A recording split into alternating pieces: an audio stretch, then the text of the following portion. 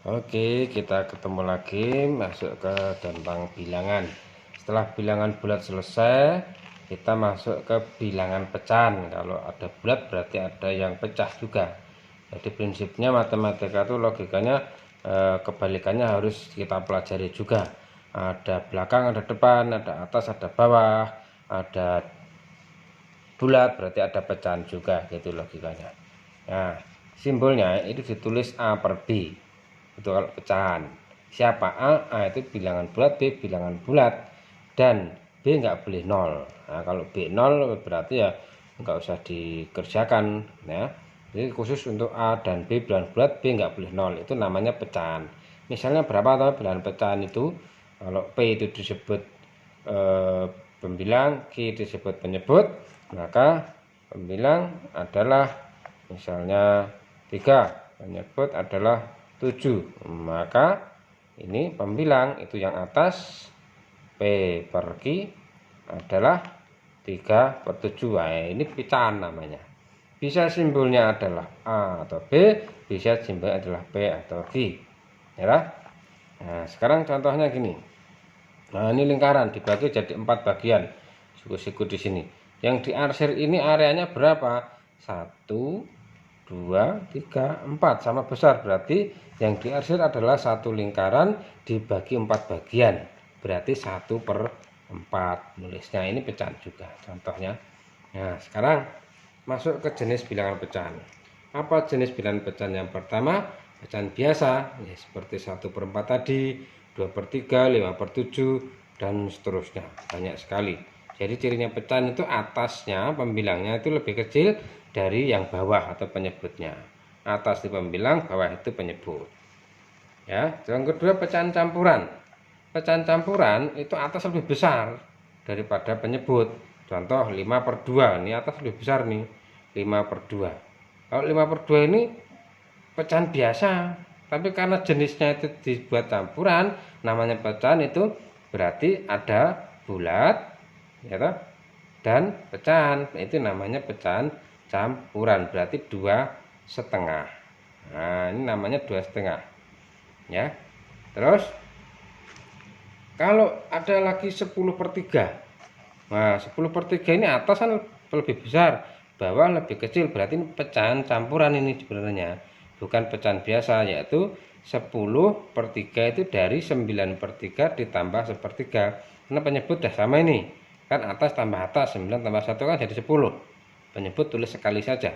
9/3 itu jawabannya 3, 1/3 tetap 1/3, berarti 3 tambah 1/3 adalah 3/3. Ini namanya pecahan campuran.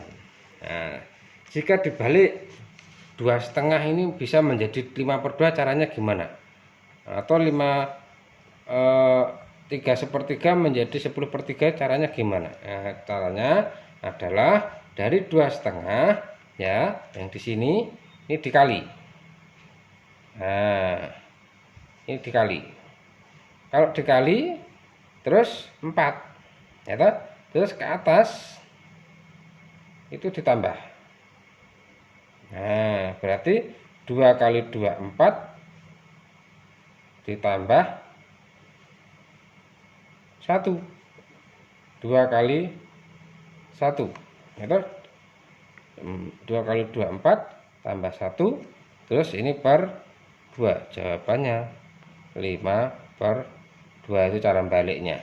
Pecahan campuran menjadi pecahan pembagian, caranya ini yang diagonal miring dikali ditambah yang ke atas 1 ya. Terus ini 3/3, berarti 3 kali 3 9, tambahi pembilangnya 1/3, yaitu 10/3. Jadi harus bisa nanti cara baliknya ya.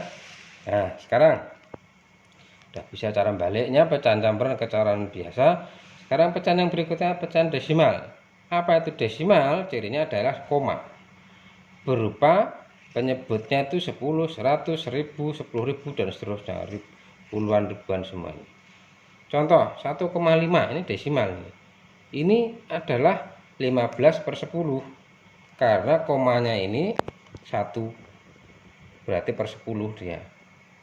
Kita senilai dengan berapa ini? Kalau 15/10 ini Jadi bisa dibagi dengan 5 semua. 3/2. Nah, senilai. 3/2 senilai dengan siapa? Dengan 15%. Dari mana? Dikali 5, dikali 5. Dikali 5, 15, kali 5, 10. Nah, senilai dibolak-balik, ini namanya senilai. Ini dipakai nanti terus ini. Terus yang kedua, 1,535. Ini desimal. Ini artinya pecahannya berapa? Ya ini ada tidak berapa desimal? 1, 2, 3. Berarti per 1000. Nah, kalau ini kan 1 berarti per 10. Kalau ini sampai sini tok, sampai 53 berarti per 100. Karena sampai 535 berarti 3 angka di belakang koma berarti per 1000. 1535 per 1000 ini udah nggak ada koma, komanya hilang. Nah, 3 angka di belakang koma pindah di bawah menjadi 1000.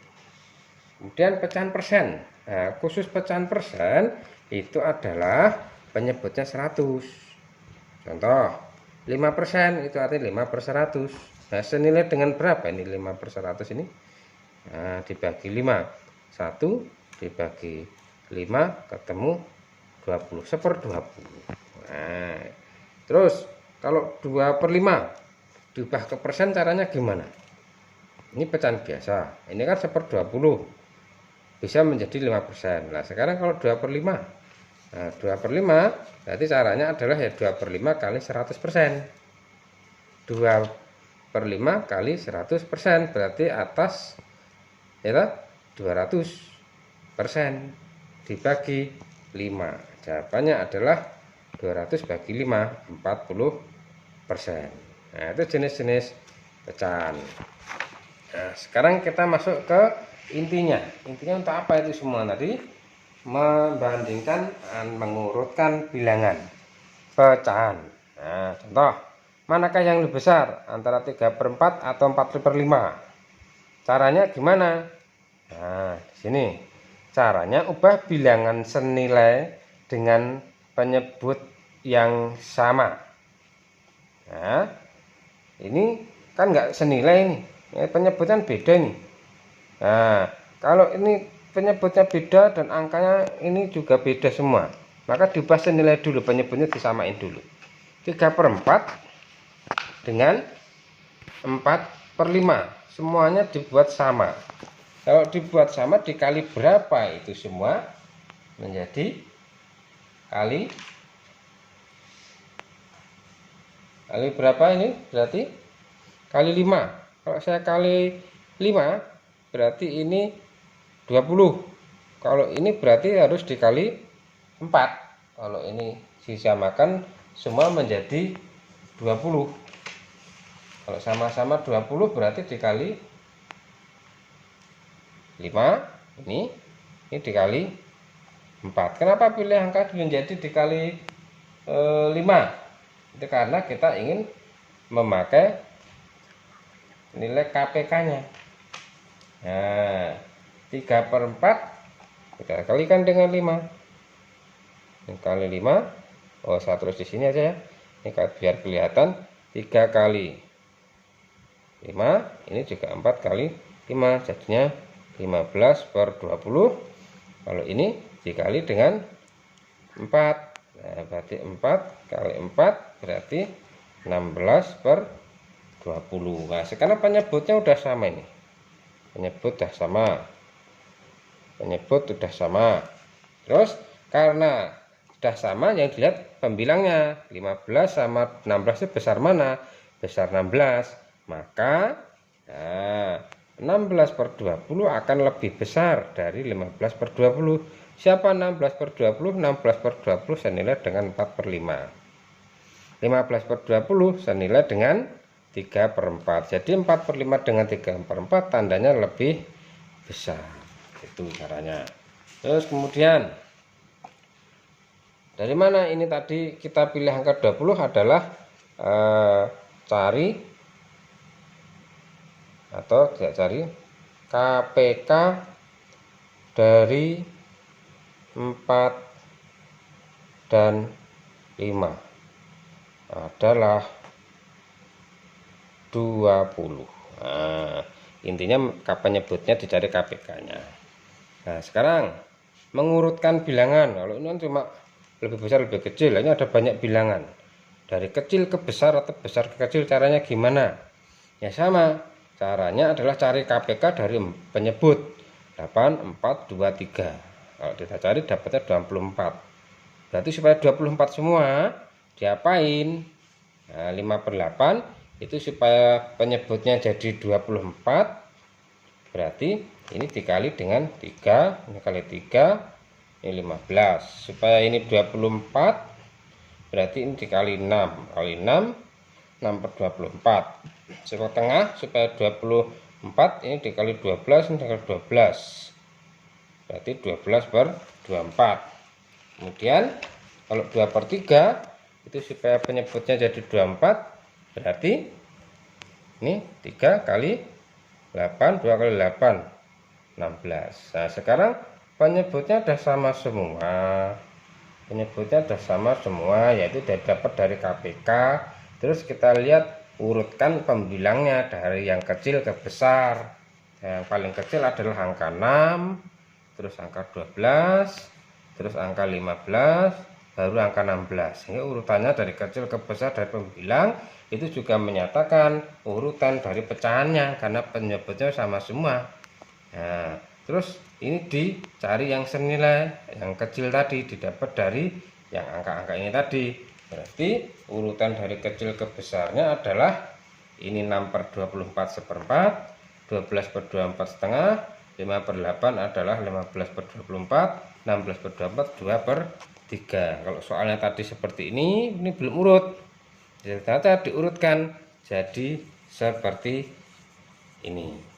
Ya, itu cara mengurutkan bilangan dari kecil ke besar adalah dengan mencari KPK dari penyebut dulu. Oke. Nah, sekarang materi berikutnya adalah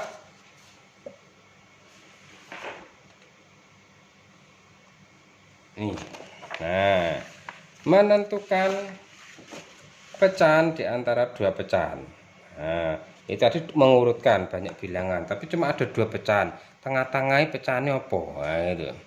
Jika kedua pecahan penyebutnya sama, maka ubah pecahannya dengan pecahan yang senilai. Kalau penyebutnya sudah sama. Nah, contoh yang ini tadi kan penyebutnya beda ini. Nah, maka kalau penyebutnya sudah sama, tinggal lihat pembilangnya. Contoh.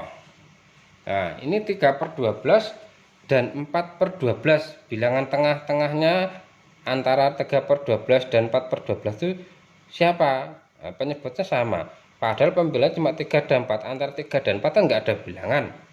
Nggak ada bilangan cacah. Nah, caranya gimana? Berarti karena tidak ada bilangan cacah di antara 3 dan 4, di antara pembilang ini yang atas, maka cari bilangan pecahan yang senilai.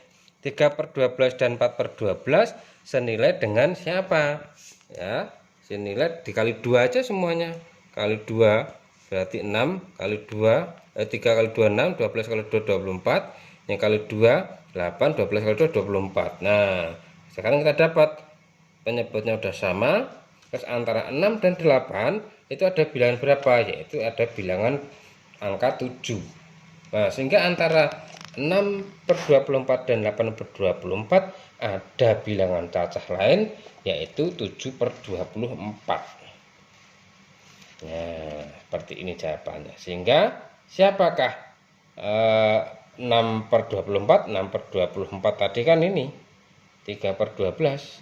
8/24 itu adalah 4/12. Sehingga antara 3/12 dan 4/12 ada angka 7/24. Itu bilangan di antara dua bilangan cacah. Nah, itu kalau penyebutnya tadi udah sama. Nah, sekarang kalau kedua pecahan penyebutnya tidak sama, piye carane? Nah, maka ya sama, kita ubah dengan perbandingan senilai tadi. Pecahan senilai yang sama penyebutnya berapa? Pecahan antara 3/5 dan 2/3 misalnya. Nah, ini penyebutnya beda. Antara bilangan ini, pecahan ini ada bilangan apa? Nah, caranya dibuat senilai dulu. Nah, 3/5, 2/3 itu senilai dengan siapa? Dikali berapa ini? Dengan catatan penyebutnya harus sama. Nah, 3/5 itu dibuat jadi per berapa? Kalikan dengan 6. Jadi jadinya per 30. Ini kalikan dengan 6 juga 18. Terus ini dikali dengan berapa? Ini supaya sama-sama 30. Berarti ini dikali 10. Ini dikali 10. 20 per 30. Kenapa dikali 10 ini kali 6? Karena kita mencari KPK-nya juga seperti tadi. Supaya jadi per 30, penyebutnya udah sama, ini penyebutnya udah sama, per 30. Ya, maka tinggal mencari pecahan antara 3/5 dan 2/3 adalah angka berapa ini? Antara 18 dan 20 adalah 19/20. Oke, ini caranya. Prinsipnya adalah mencari KPK dari penyebut untuk mencari penyebut yang sama. Kalau penyebutnya udah sama, tinggal lihat yang atas atau pembilangnya. Di antara pembilang inilah pecahan yang dicari, yaitu 19/20. Sekian, terima kasih.